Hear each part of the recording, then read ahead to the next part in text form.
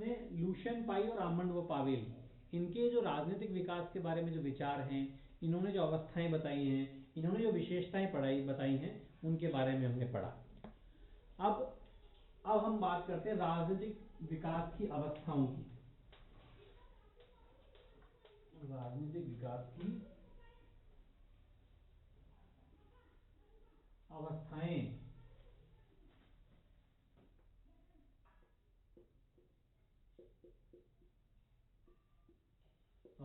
Stages. बहुत विद्वान है आमंड व पावेल, हम जानते हैं। राजनीतिक संस्कृति के बारे में भी आमंड पावेल ने काफी अच्छे विचार भी दिए हैं, और इन्होंने राजनीतिक विकास की परिभाषा भी दी है, राजनीतिक विकास के लक्षण भी बताए हैं, और ये इन्होंने स्तर भी बताए हैं कि राजनीतिक विकास कैसे कैसे आता है एक देश में।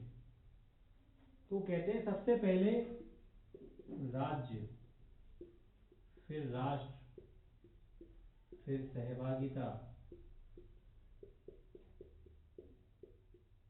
तो चौथा है वितरण।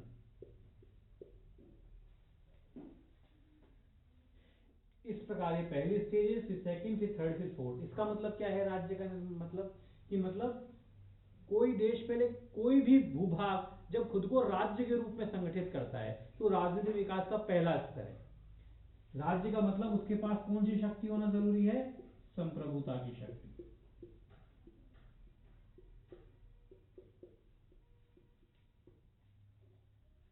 जब कोई भी राज्य इतना सबल हो जाए कि वो अपने आंतरिक और बाहरी रूप से स्वतंत्र हो, कोई भी निर्णय लेने में सक्षम हो, इसका मतलब उसके पास क्या? संप्रभुता की शक्ति।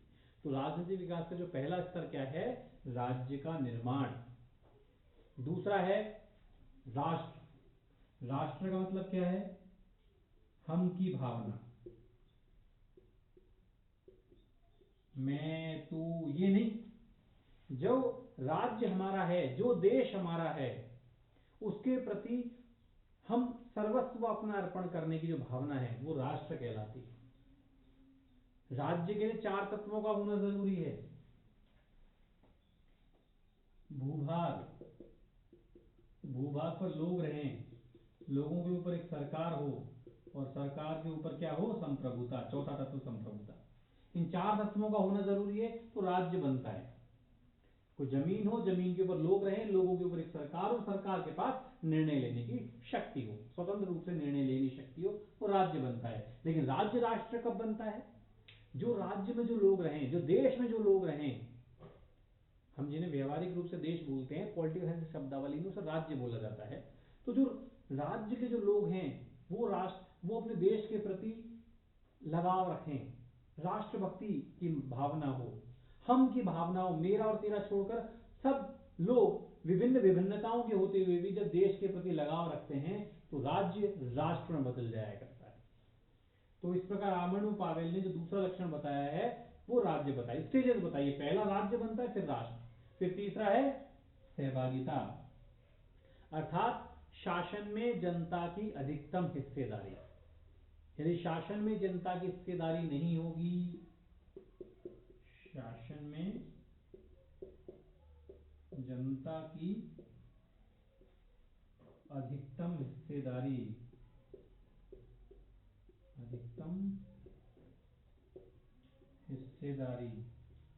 अर्थात शासन जनता को मौका दे, हर जनता का हर वर्ग जब शासन में भागीदारी करता है, इसका मतलब वो सहभागिता है। और जब ऐसा मौका नहीं मिलेगा तब इसका मतलब वो शासन लोकतंत्र का शासन नहीं होता। और वितरण है, चौथा क्या है? वितरण। संसाधनों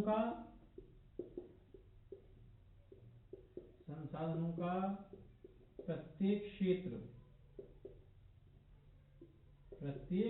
क्षेत्र एवं समुदाय तक उसका वितरण।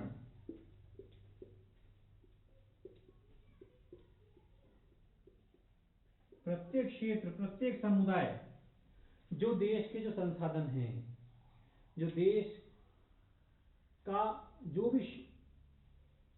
आय के जो संसाधन हैं जिन्हें लोगों में बांटा जाना है, वो प्रत्येक वर्ग तक पहुंचे। कोई व्यक्ति ठगा महसूस ना करे, वो प्रत्येक क्षेत्र तक पहुंचे, प्रत्येक देश क्षेत्र का सही तरीके से विकास हो और संसाधनों का जो सही रूप से वितरण हो। तो इस प्रकार जब ये पहला राज्य बनता है, फिर राष्ट्र, फिर सहभागिता और फिर वितरण। तो इस प्रकार ये आमंड व पावेल ने राजनीतिक विकास के 4 स्तर ये बताए हैं।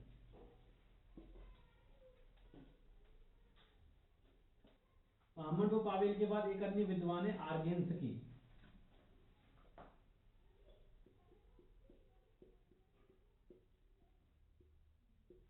इन्होंने भी राजनीतिक विकास के स्तर बताए हैं, इन्होंने भी 4 स्तर बताए हैं। पहला कौन सा है? आदिम एकीकरण की राजनीति, आदिम एकीकरण, आदिम एकीकरण की राजनीति।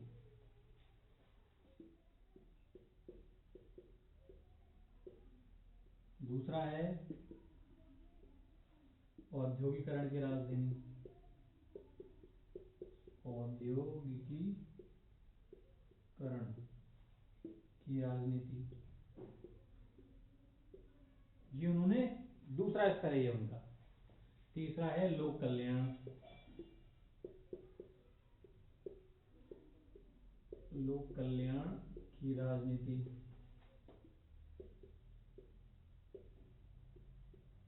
और चौथा है समृद्धि की राजनीति, समृद्धि की राजनीति। तो आर्गेन्सी के 4 स्तर बताएं कि वही सबसे पहले आदिम एकीकरण का मतलब क्या है?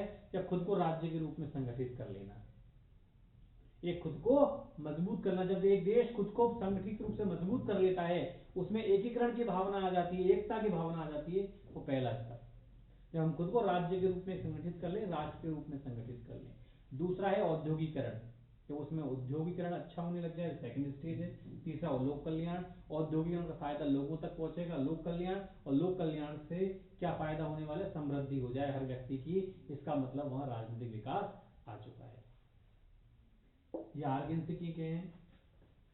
फिर हम बात करते हैं हंटिंगटन। हंटिंगटन ये एक बहुत बड़े विद्वान है, इन्होंने राजनीतिक पतन का सिद्धांत दिया है, वो भी मैं समझाने की कोशिश करूंगा आपको इसके बाद। तो आर्गेन्सकी के बाद हंटिंगटन ने भी विकास के 3 लक्षण बताए हैं। राजनीतिक विकास की उन्होंने 3 अवस्थाएं बताई हैं, 3 स्टेजेस बताई हैं उन्होंने। पहला है सत्ता की बुद्धि संगता का स्तर, सत्ता की बुद्धि संगतता का स्तर, ये पहला है। दूसरा है विभेदीकरण,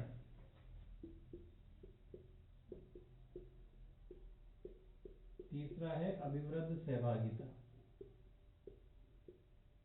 अभिवृद्ध सहभागिता।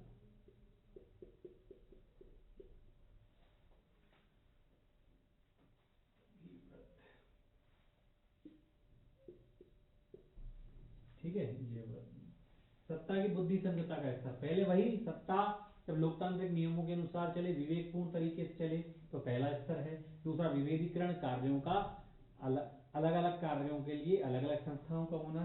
और सहभागिता, जब लोगों की शासन में अधिकतम भागीदारी हो। वही लक्षण है, चाहे हम आमंड व पावेल की बात करें, चाहे हम आर्गेन्सकी की बात करें, चाहे हंटिंगटन की बात करें। इनकी शब्दावली में फर्क है, शब्दावली इनकी अलग अलग हो सकती है, लेकिन जो ये बात कहना चाह रहे हैं उनका मतलब वही है कि सबसे पहले हर देश खुद को राज्य के रूप में संगठित करे, राष्ट्र के रूप में संगठित करे। अलग अलग जो समानता होनी चाहिए वहां पे, उसका जो सरकार क्षमता हो, उसमें उसमें शासन में लोगों की अधिकतम भागीदारी होनी चाहिए, सहभागिता होनी चाहिए। और उसके बाद जो वितरण है, जो संसाधनों का जो आवंटन है वो सही तरीके से हो, लोक कल्याण हो, उसमें समृद्धि हो। जब सहभागिता होगी लोगों की शासन में अधिकतम, तो निश्चित रूप से वो देश राजनीतिक रूप से विकसित होगा। तो ये हंटिंगटन ने जो लक्षण बताए हैं वो भी यही बताए हैं। उसके बाद हम बात करते हैं राजनीतिक पतन का सिद्धांत। राजनीतिक विकास के बारे में हमने बात कर ली, अब हम बात करते हैं राजनीतिक पतन। राजनीतिक पतन का जो सिद्धांत है वो हंटिंगटन ने दिया है। किसने? हंटिंगटन ने, जिन्होंने भी राजनीतिक विकास की जो 3 अवस्थाएं बताई, उन्होंने कहा कि कहीं न कहीं जरूर नहीं है हर देश में राजनीतिक विकास आए। कई बार क्या होता है, राजनीतिक पतन भी आ जाता है। किसी देश में सामाजिक और आर्थिक विकास तो बहुत अच्छी तरीके से हो जाए। उदाहरण के लिए विकासशील देशों का उन्होंने एग्जाम्पल की दिया कि विकासशील देशों की हम बात करें तो वह सामाजिक और आर्थिक विकास तो बहुत तेज हो रहा है, लेकिन वहां आज भी लोगों की शासन में सहभागिता उतनी नहीं है, राजनीतिक संस्थाओं का उतना निर्माण नहीं है, विकास नहीं हुआ है।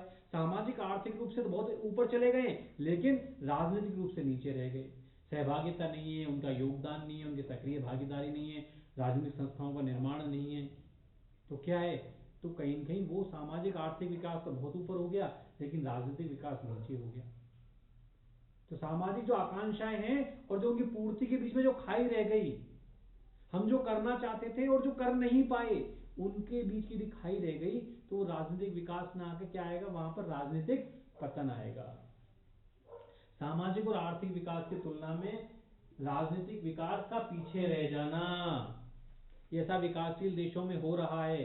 पैसे की दृष्टि से बहुत ठीक है, सामाजिक दृष्टि से कोशिश हो रही है, अच्छे हैं, लेकिन राजनीतिक संस्थाओं का वहां निर्माण नहीं हुआ लोकतंत्र के अनुरूप, राजनीतिक सहभागिता नहीं आई लोगों की, तो राजनीतिक पतन है। तो राजनीतिक पतन के 4 लक्षण भी स्वीकार के बताए हैं।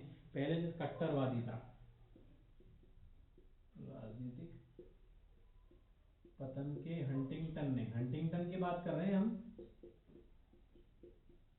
उन्होंने पहले कट्टरवादिता, इसका मतलब क्या है, लोग नए विचारों को स्वीकार ही नहीं करना चाहते। नए विचार महिला सशक्तिकरण के बारे में, पर्यावरणवाद है, इनके नारीवाद की जो विचारधारा है, नारियों को आगे लेके जाना है, ऐसे जो नए विचार हैं उनको लोग यदि को स्वीकार नहीं करेंगे तो राजनीतिक विकास नहीं आएगा, वो क्या आएगा, राजनीतिक पतन आएगा। दूसरा है सादगी, या सादगी का मतलब है, यहाँ सादगी का मतलब है पुरानी परंपराएं। लोग आज भी पुरानी परंपराओं को जब स्वीकार करते हैं, परंपराएं, तो इसका मतलब वहां राजनीतिक विकास नहीं है, ऐसा हंटिंगटन मानते हैं। पुराना विचार, पुरानी जो कट्टर जो सोच है, उन्हीं को मानना। तीसरा पराधीनता, लोग आज भी पराधीन हैं, स्वतंत्र नहीं होना चाहते। और चौथा विखंडन, यदि किसी देश में क्या है, टूट फूट है, झगड़े होते रहते हैं, एकता नहीं है, विभाजन हो रहा है, तो 4 लक्षण उन्होंने बताए हैं हंटिंगटन ने। कट्टरवादिता है, लोग पुरानी मूल्यों को स्वीकार कर रहे हैं, लोग पुरानी परंपराओं को मान रहे हैं, नए विचारों को नहीं स्वीकार करना चाहते, लोग पराधीन हैं, लोग स्वतंत्र नहीं होना चाह रहे, और वहां विखंडन की है, टूट फूट है। तो इसका मतलब वहां पर राजनीतिक विकास न होकर क्या है, राजनीतिक पतन है। तो हंटिंगटन को ने राजनीतिक पतन का सिद्धांत भी दिया, और इसीलिए हंटिंगटन ने काफी राजनीतिक पतन के सिद्धांत को समझाने का प्रयास भी किया।